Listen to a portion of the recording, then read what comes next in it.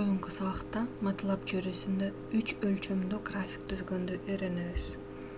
MATLAB чөйрөсүндө 3 өлчөмдүү графиктерди түзүүдө бир канча функциялар бар.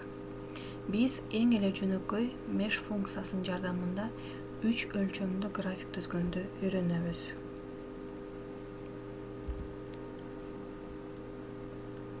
Mesh функциясынын жардамында 3 өлчөмдүү график түзүүдө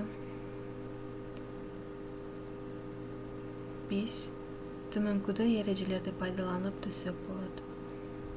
Бизге эки өзгөрүлмө берилсин жана алардын функциясынын графигин түзүп көрөбүз. Түзүү үчүн график тургузулуучу борборду meshGrid функциясынын жардамында тик бурчтуу торчого бөлүп алабыз жана функциянын маанисин торчонун түйүндөрүн эсептейбиз. Андан кийин mesh функциясынын жардамында графиктин бетин тургузуп алабыз. Бизге төмөнкүдөй мисал берилсин. Мындайча айтканда, бизде эки өзгөрүлмө берилген. Z барабар x квадрат минус x квадрат. Алардын маанилери минус 2ден 2 чейинки интервалда 0,2 кадамы менен берилген. MATLAB чөйрөсүндө биз берилген эки өзгөрүлмөлүү функциялардын графигин ушундай көрүнүштө жазабыз. Эми биз MATLAB чөйрөсүнө келели дагы өзүбүз жазып көрөлү. Мындайча айтканда, MATLAB программасын ачабыз. Командалык бөлүктө берилген мисалды чыгарабыз.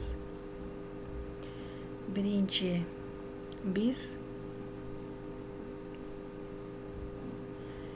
x жана y өзгөрүлмөлөрүн жазабыз. Мындайча айтканда, эки өзгөрүлмө берилген дегенбиз. Ошол эки өзгөрүлмөнүн 3 өлчөмдүү графигин түзүшүбүз керек.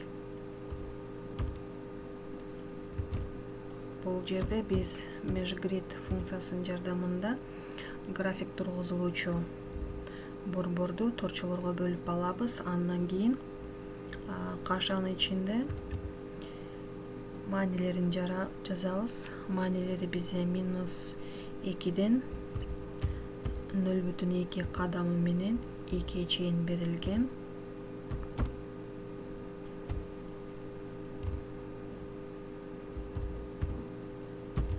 Эмне үчүн эки жолу жазылып жатат? Себеби бизде эки өзгөрүлмө берилген үчүн x жана y деп эки жолу жазабыз. Мындайча айтканда, x-ка жана y-га маанилерин ыйгарып жазабыз. Мынакей жазып болдук. Андан кийин биз туйунтмабызды жазабыз. Туйунтмабыз z барабар y точка квадрат минус x точка квадрат деп жазып алганбыз. Үчүнчү жолчого биз mesh функциясын жазабыз. Мындайча айтканда, mesh функциясы аркылуу биз азыр экрандан 3 өлчөмдүү графикти чыгарабыз. Кашанын ичине бизде эки өзгөрүлмө берилген үчүн эки өзгөрүлмөнүн аттарын жазабыз. Андан кийин бул жерде туйунтмабызды z деп белгилеп алганбыз. Z өзгөрүлмөсүн жазабыз. Мынакей жазып болдук. Жазып болгондон кийин Enter клавишасын басабыз. Мынакей берилген эки өзгөрүлмөнүн 3 өлчөмдүү графигин түзүп алдык. Демек, mesh функциясынын жардамында биз ушундай көрүнүштөгү 3 өлчөмдүү графиктерди тургузуп алсак болот.